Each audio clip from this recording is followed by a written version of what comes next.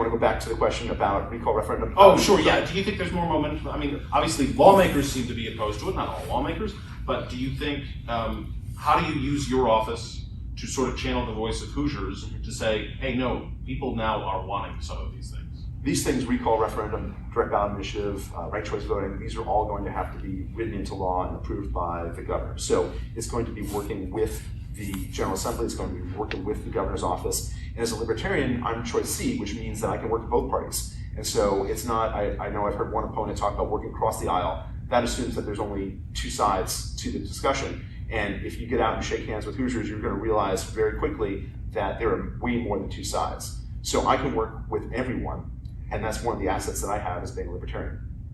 And so the answer is yes, our neighbors are really excited about this. We hear a lot of interest in term limits, and that's one way of solving the problem that we recognize. Look around, we have people who are in their late 80s running for office and we have people who have been in office for 20, 30 years. They're retiring as millionaires as government servants. And I know teachers who have worked 20, 30 years and they're not retiring as millionaires. So why is that different in politics? And that's the problem that we need, that we all inherently understand and want to solve. So term limits is one approach, but recall is another one, where if we have an elected official who promises us vanilla ice cream and gives us chocolate, well, we can hold them accountable to that. We don't have to wait 6 years and hope that we remember how angry we were. Instead, we can go right now, get together with our neighbors, get enough signatures, go downtown, and submit them to initiate a recall process to get that liar out of office. And that's power that shifts back from government, from political parties, and shifts back to we the people. That's what people are excited about.